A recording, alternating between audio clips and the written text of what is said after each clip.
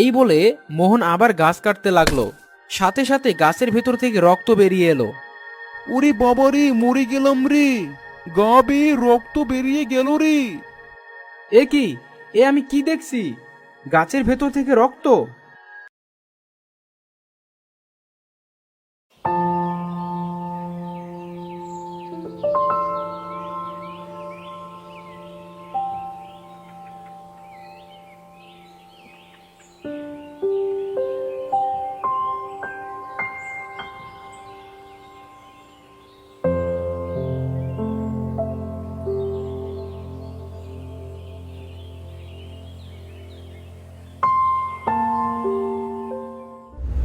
কই গো গিন্নি, কোথায় গেলে?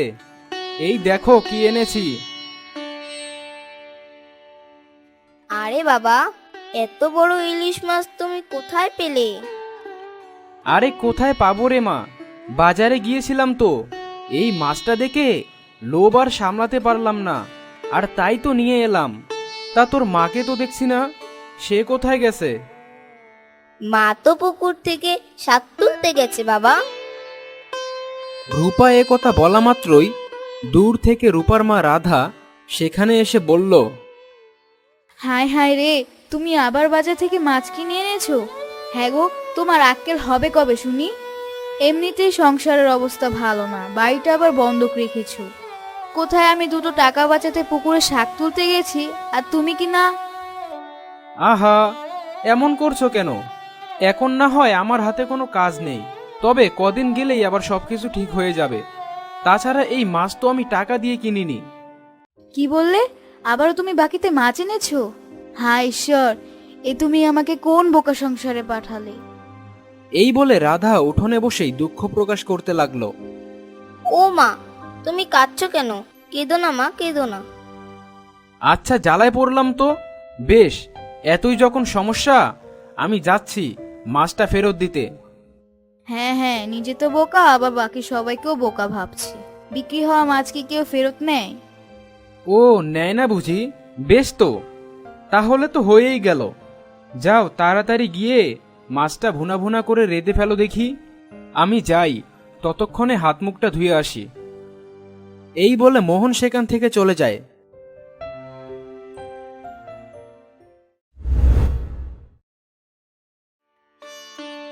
আহা গিন্নি, আজকের মাছটা যা রেঁধেছো না, একদম অমৃত। এমন স্বাদের মাছ অনেকদিন খাওয়া হয়নি। হ্যাঁ গো, অনেক দিন তো হলো, এবার একটা কাজ জোগাড় করো। হ্যাঁ গো গিন্নি, জোগাড় তো করতেই হবে। তুমি কি ভেবেছো ওই চিন্তা আমার মাথায় নেই? ও মা, আমায় আরেকটা মাছের পিস দাও না। কি সুন্দর রেঁধেছো, আসলেই খেতে খুব ভালো হয়েছে। সবাই যখন ঘরে বসে খাচ্ছিল, তখনই বাইরে থেকে একটা লোকের ডাক শোনা যায়। মোহন, আরে ও মোহন, বাড়িতে আছো নাকি গো? একবার বেরিয়ে এসো তো দেখি। এ কি গো, এ ভর দুপুরে কে তোমায় ডাকছে? কি জানি, তোমরা বসো, আমি দেখছি।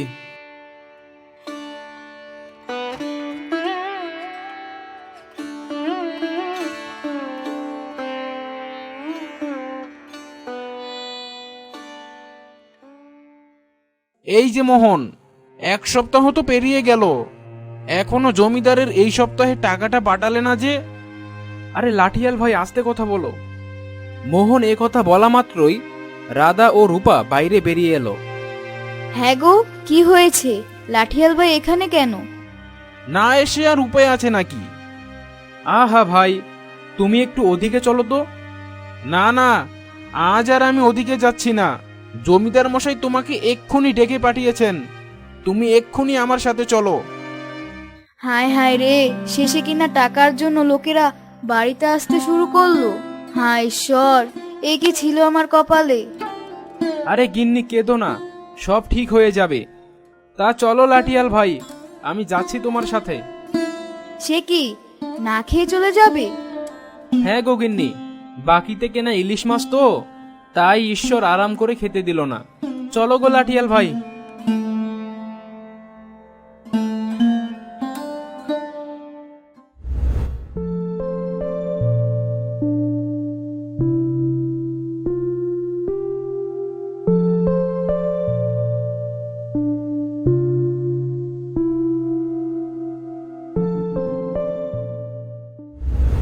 না না মোহন, তোমাকে আমি আর একটাও সুযোগ দিতে পারবো না।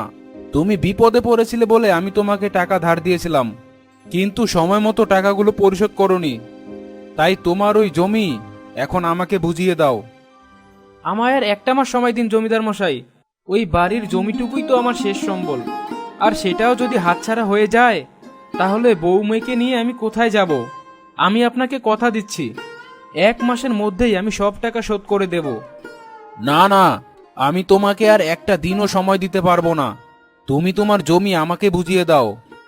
আচ্ছা বেশ, আপনি আমায় আর একটা সপ্তাহ অন্তত সময় দিন। আমি কাজ করে প্রয়োজন পড়লে জঙ্গল থেকে গাছ কেটে বিক্রি করে আপনার টাকা পরিশোধ করব। আহা, দিলে তো মনটা নরম করে। আচ্ছা বেশ, সময় দিলাম। তবে হ্যাঁ, এর মধ্যে যদি টাকা পরিশোধ করতে না পারো তাহলে কিন্তু। না না জমিদার মশাই, আমি কথা দিলাম সব টাকা শোধ করে দেব। আচ্ছা বেশ, তাহলে ওই কথাই রইল। এবার তুমি যাও। জমিদারের কথায় মোহন সেখান থেকে চলে যায়। তখনই লাঠিয়াল জমিদারকে বলল, এ কি জমিদার মশাই, আপনি ওকে আবারও সুযোগ দিলেন? এটা কি ঠিক হলো? এসব তোর মোটা মাথায় ঢুকবে না। এত অল্প দিনে ওকে ঝামেলায় ফেললে গ্রামের লোকেরা আমায় খারাপ মনে করবে। তাছাড়া 1 সপ্তাহে ও এত টাকা কোথায় পাবে? তাই মানুষের চোখে ভালো হতে হলে তো একটু সময় দিতেই হবে। সত্যি জমিদার মশাই, আপনি একজন মানুষ, আপনার মাথায় কত বুদ্ধি। বুদ্ধি না থাকলে কি আর আমি গ্রামের গরিবগুলোকে এভাবে ফাঁদে ফেলতে পারতাম বল? তা যা বলেছেন জমিদার মশাই। তাছাড়া মোহনের ওই জায়গাটার উপর আমার খুব লোভ। অমন রাস্তার পাশের জমি এত সহজে কি হাতছাড়া করা যায়? এই বলে জমিদার ও লাঠিয়াল জোরে জোরে হাসতে লাগলো।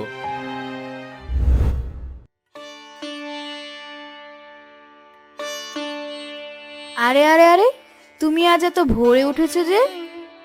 হ্যাঁ গো গিন্নি, রোদ চওড়া হওয়ার আগেই আমাকে জঙ্গলে যেতে হবে। জানোই তো অনেকটা পথ, সকাল সকাল না গেলে খুব কষ্ট হবে। সে কি, জঙ্গলে গিয়ে তুমি কি করবে? আর কি করব, কোনো কাজ যখন পাচ্ছি না তখন বাপদাদার গাছ কাটার কাজটাই ভাবছি শুরু করব। 2টো দোকানে কাঠের কথাও বলে রেখেছি। ও মা, তাই নাকি? সে তো খুব ভালো কথা। এতদিনে যে তোমার বুদ্ধি হয়েছে এতেই আমি খুশি। গিন্নি, তুমি একটা কাজ করো, ঘর থেকে আমার কুঠারটা এনে দাও। তুমি একটু অপেক্ষা করো, আমি এক্ষুনি আনছি। এই বলে রাধা সেখান থেকে চলে যায়।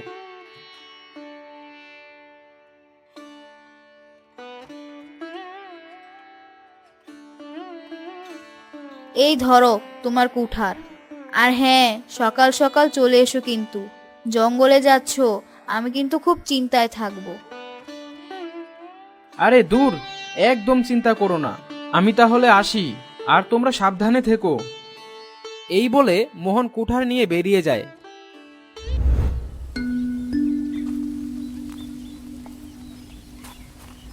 ওই তো জঙ্গলের পথ, এখন তাড়াতাড়ি জঙ্গলে পৌঁছে কাঠ কাটতে হবে।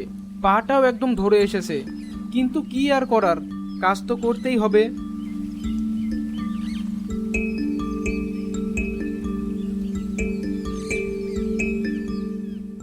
আরে বাস, এই তো দেখছি জাম গাছ, আর গাছে এত বড় বড় জাম। বাবা, আমি তো বাপের জন্মেও দেখিনি, কি অদ্ভুত ব্যাপার। যাই হোক, ভালোই হয়েছে। সবার আগে বরং এই গাছটাকেই কাটি, এতে বেশ জ্বালানি কাঠ হবে। এই ভেবে যখনই মোহন গাছটাতে কুঠার দিয়ে আঘাত করলো, সাথে সাথে গাছের ভেতর থেকে একটা কান্নার আওয়াজ ভেসে এলো। উরি বাবারি, কি ব্যথা! আরে, ঘন জঙ্গলে এভাবে চিৎকার করে কাঁদছে কে? আশ্চর্য, আশেপাশে তো কাউকে দেখতে পাচ্ছি না। এই বলে মোহন আবার গাছ কাটতে লাগলো, সাথে সাথে গাছের ভেতর থেকে রক্ত বেরিয়ে এলো। উরি বাবারি, মরে গেলাম রে! গা বেয়ে রক্ত বেরিয়ে গেল রে! এ কি, এ আমি কি দেখছি? গাছের ভেতর থেকে রক্ত! আরে আরে, তুই ভয় পাচ্ছিস কেন? তুই তো আমায় মারলি, তাই আমার গা বেয়ে রক্ত বের হলো। আরে, কথাগুলো তো গাছের ভেতর থেকে আসছে। কে তুমি? আমি জাম গাছ, অনেক বছর ধরে এখানেই আছি। যাক সেসব, আমার গা বেয়ে রক্ত বের হচ্ছে, দয়া করে আমায় বাঁচাও। আমি আমি কি করে বাঁচাবো? ওই তো, ওই তো পশ্চিম দিকে একটা পুকুর, ওখান থেকে পানি এনে আমার গায়ে ঢেলে দিলেই আমি আগের মতো হয়ে যাব, আর আমার ব্যথাও একদম সেরে যাবে। তাই নাকি? আচ্ছা বেশ, আমি এক্ষুনি আনছি। এই বলে মোহন এক দৌড়ে পুকুর থেকে পানি নিয়ে এসে গাছের ক্ষতস্থানে লাগাতেই একদম আগের মতো হয়ে গেল। এতক্ষণে শান্তি পেলাম, বড় উপকার করলি। তোর এই উপকার আমি কখনো ভুলবো না। সত্যি তোর মনটা বড্ড ভালো। আরে না, এ তো আমার কর্তব্য। এবার আমি আসি, আমার আবার অনেক কাজ আছে। আরে দাঁড়া দাঁড়া, এখানে যারাই আসে তারাই আমাকে দেখে ভয় পেয়ে নিজেদের প্রাণ বাঁচিয়ে চলে যায়। কেউ আমায় কোনোদিন সাহায্য করেনি, তবে এই প্রথম তুই আমায় সাহায্য করলি, তাই আমি তোকে একটা উপহার দিতে চাই। উপহার? না না, আমার উপহারের প্রয়োজন নেই। না না, তা বললে হবে না, উপহার তোকে নিতেই হবে। গাছ এ কথা বলা মাত্রই গাছের চারপাশে এক অদ্ভুত সোনালী আলো ছড়িয়ে পড়ল, আর সাথে সাথে গাছের মাঝখানে দরজার মতো খুলে গেল। এ কি? এ আমি কি দেখছি? গাছের ভেতর ঘর। আরে বোকা, কথা বলে আর দেরি করিস না, আয় তাড়াতাড়ি ভেতরে আয়। গাছের কথা মতো মোহন গাছের ভেতর ঢুকে পড়ল, আর সেখানে গিয়ে দেখতে পেল চারপাশে সোনা হিরে জহরত ছড়িয়ে ছিটিয়ে রয়েছে, আর চারপাশে সোনার মোহরের কলসি। ওরে বাবা, এত ধন দৌলত! আমি তো বাপের জন্মেও এত হিরে এত সোনা দেখিনি। বেশ তো, তাহলে তোর যত ইচ্ছে তুই তত সোনা নিয়ে যা, এগুলো তোর উপহার। না না, এত কিছু আমার লাগবে না। তা বললে তো হবে না, তোকে তো কিছু নিতেই হবে। বেশ তো, তুই বরং এখান থেকে একটা মোহরের কলস নে।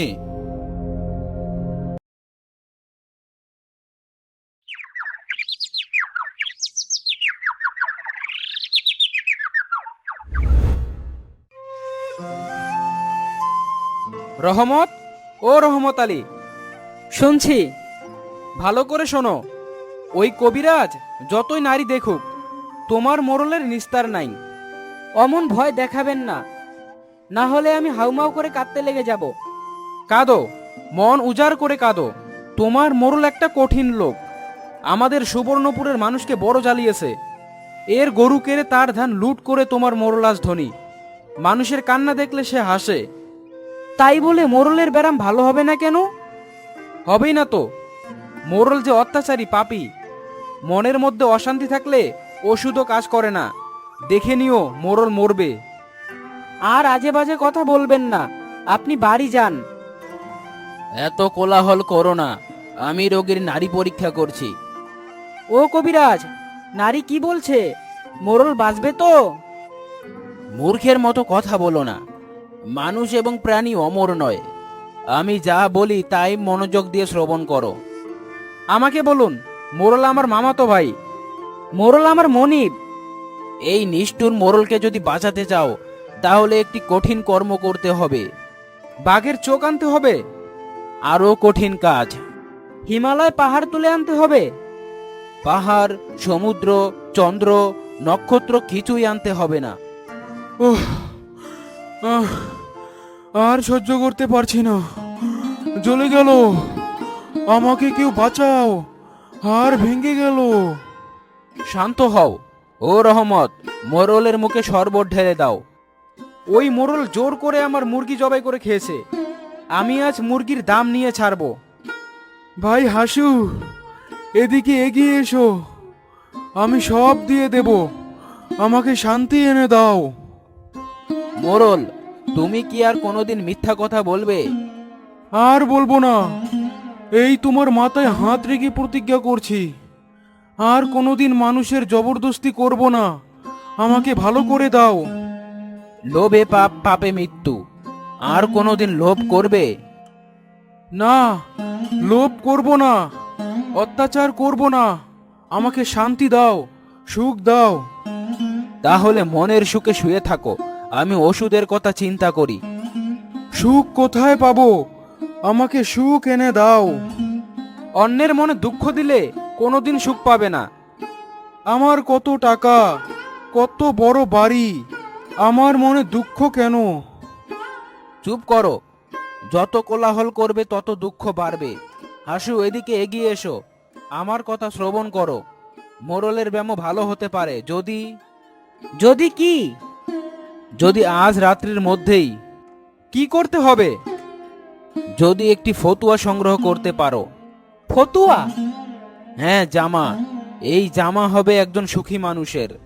তার জামাটা মোরলের গায়ে দিলে তৎক্ষণাৎ তার হাড় মর্মর রোগ ভালো হবে। এ তো খুব সোজা ওষুধ।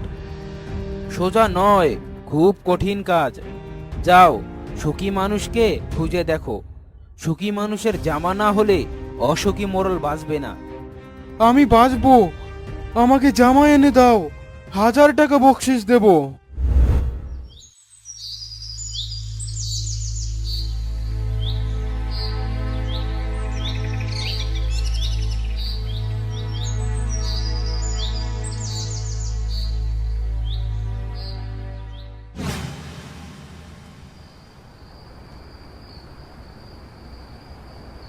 কি তাজ্জব কথা!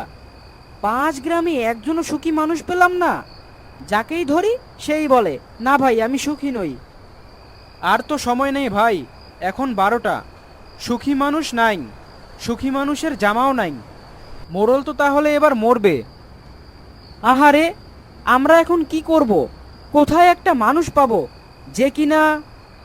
পাওয়া যাবে না, সুখী মানুষের জামা পাওয়া যাবে না। সুখ বড় কঠিন জিনিস। এ দুনিয়াতে ধনী বলছে আরো ধন দাও, ভিখারি বলছে আরো ভিক্ষা দাও, পেটুক বলছে আরো খাবার দাও, শুধু দাও আর দাও। সবাই অসুখী, কারো সুখ নেই। আমরাও বলছি, মোরলের জন্য জামা দাও, আমাদের বকশিস দাও, আমরাও অসুখী। চুপ চুপ, ঘরের মধ্যে কে যেন কথা বলছে। ভূত নাকি? চলেন পালিয়ে যাই, ধরতে পারলে মাছ ভাজা করে খাবে। এই যে ভাই, ঘরের মধ্যে কে কথা বলছো? বেরিয়ে এসো। ভূতকে ডাকবেন না, দয়া করে ভূতকে ডাকবেন না। আরে চান্দু, তোমরা কে গো? আমরা খুব দুঃখী মানুষ। তুমি কে? আরে চান্দু, আমি একজন সুখী মানুষ। তোমার কোনো দুঃখ নাই? আরে চান্দু না, সারাদিন বনে বনে কাটকাটি, সেই কাঠ বাজারে বেশি। যা পাই তা দিয়ে চাল কিনি, ডাল কিনি, মনের সুখে খেয়ে দে গাইতে গাইতে শুয়ে পড়ি, এক ঘুমেই রাত কাবার। বনের মধ্যে একলা ঘরে তোমার ভয় করে না? যদি চোর আসে? আরে চান্দু, চোর আমার কি চুরি করবে রে? তোমার সোনা দানা, জামা জুতা। হা হা করে পাগলের মতো হাসতাছো কেন ভাই? আরে চান্দু, আরে চান্দু, তোমাদের কথা শুনে হাসছি। চোরকে তখন বলবো, আরে নিয়ে যাও, আমার যা কিছু আছে নিয়ে যাও। আরে দুনিয়াতে আমার মতো সুখী কে? আমি সুখের রাজা, আমি মস্ত বড় বাদশাহ, পুরাই নবাব সিরাজউদ্দৌলার মতো। ও বাদশা ভাই, তোমার গায়ের জামা কোথায়? ঘরের মধ্যে রেখেছো? তোমাকে 100 টাকা দেব, জামাটা নিয়ে এসো। আরে চান্দু, এটা আবার কি রে? জামা মানে জামা, এই যে আমাদের এই জামার মতো জিনিস। আমার তো কোনো জামাটা আমার নাই রে ভাই। তোমাকে 500 টাকা দেব, জামাটা নিয়ে এসো, মোরলের খুব কষ্ট হচ্ছে। আমার তো কোনো জামাটা আমার নাই রে ভাই। মিছে কথা বলো না। আরে চান্দু, মিথ্যে বলবো কেন? আমার ঘরে কিছুই নাই, সেজন্যই তো আমি সুখী মানুষ।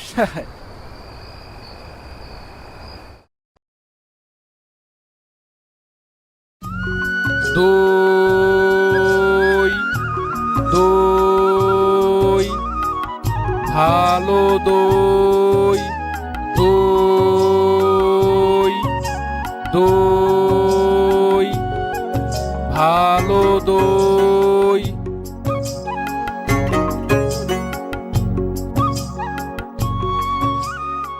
দয়ালা দয়ালা, ও দয়ালা, ডাকছো কেন? দই কিনবে? কেমন করে কিনবো? আমার তো পয়সা নেই। কেমন ছেলে তুমি? কিনবে না তো আমার বেলা বইয়ে দাও কেন? আমি যদি তোমার সঙ্গে চলে যেতে পারতুম তো যেতুম। আমার সঙ্গে? হ্যাঁ, তুমি যে কত দূর থেকে হাঁটতে হাঁটতে চলে যাচ্ছ শুনে আমার মন কেমন করছে। বাবা, তুমি এখানে বসে কি করছো? কবিরাজ আমাকে বেরোতে বারণ করেছে, তাই আমি সারাদিন এখানেই বসে থাকি। আহা বাছা, তোমার কি হয়েছে? আমি জানি নে, আমি তো কিচ্ছু পড়িনি, তাই আমি জানি নে আমার কি হয়েছে। দয়ালা, তুমি কোথা থেকে আসছো? আমাদের গ্রাম থেকে আসছি। তোমাদের গ্রাম? অনেক দূরে তোমাদের গ্রাম। আমাদের গ্রাম সেই পাঁচমোড়া পাহাড়ের তলায় শামলি নদীর ধারে। পাঁচমোড়া পাহাড়, শ্যামলী নদী, কি জানি, হয়তো তোমাদের গ্রাম দেখেছি, সে কবে আমার মনেই পড়ে না। তুমি দেখেছো? পাহাড় তলায় কোনোদিন গিয়েছিলে নাকি? না, কোনোদিন যাইনি, কিন্তু আমার মনে হয় যেন আমি দেখেছি। অনেক পুরনো কালের খুব বড় বড় গাছের তলায় তোমাদের গ্রাম, একটি লাল রঙের রাস্তার ধারে। ঠিক বলেছো বাবা। সেখানে পাহাড়ের গায়ে সব গরু চড়ে বেড়াচ্ছে। কি আশ্চর্য, ঠিক বলেছো। আমাদের গ্রামে গরু চড়ে বই কি, খুব চড়ে। মেয়েরা সব নদী থেকে জল তুলে মাথায় কলসি নিয়ে যায়, তাদের লাল শাড়ি পরা। আমাদের সব গোয়ালপাড়ার মেয়েরা নদী থেকে জল তুলে তো নিয়ে যায়, তবে কিনা তারা সবাই যে লাল শাড়ি পরে তা নয়। কিন্তু বাবা, তুমি নিশ্চয়ই কোনোদিন সেখানে বেড়াতে গিয়েছিলে। সত্যি বলছি দইয়ালা, আমি কোনোদিন যাইনি। কবিরাজ যেদিন আমাকে বাইরে যেতে বলবে সেদিন তুমি আমাকে নিয়ে যাবে তোমাদের গ্রামে। যাবো বই কি বাবা, খুব নিয়ে যাব। আমাকে তোমার মতো ওই রকম দই বেচতে শিখিয়ে দিও, ওই রকম বাঘ ঢাকে নিয়ে, ওই রকম খুব দূরের রাস্তা দিয়ে। মরে যাই, দই বেচতে যাবে কেন বাবা? এত এত পুঁতি পরে তুমি পণ্ডিত হয়ে উঠবে। না না, আমি কখনো পণ্ডিত হব না। আমি তোমাদের রাঙ্গা রাস্তার ধারে তোমাদের বুড়ো বটের তলায় গোয়ালা পাড়া থেকে দই নিয়ে এসে দূর দূর গ্রামে গ্রামে বেছে বেছে বেড়াবো। কি রকম করে তুমি বলো, দই দই দই, ভালো দই, আমাকে সুরটা শিখিয়ে দাও। হায় পোড়া কপাল, এ সুরও কি শেখবার সুর? না না, ও আমার শুনতে খুব ভালো লাগে। আকাশের খুব শেষ থেকে যেমন পাখির ডাক শুনলে মন উদাস হয়ে যায়, তেমনি ওই রাস্তার মোড় থেকে এই গাছের সারির মধ্যে দিয়ে যখন তোমার ডাক আসছিল, আমার মনে হচ্ছিল, কি জানি কি মনে হচ্ছিল। বাবা, এক ভার দই তুমি খাও। আমার তো পয়সা নেই। না না, পয়সার কথা বলো না। তোমার কি অনেক দেরি হয়ে গেল? কিচ্ছু দেরি হয়নি বাবা, আমার কোনো লোকসান হয়নি। দই বেচতে যে কত সুখ তোমার কাছে শিখে নিলাম।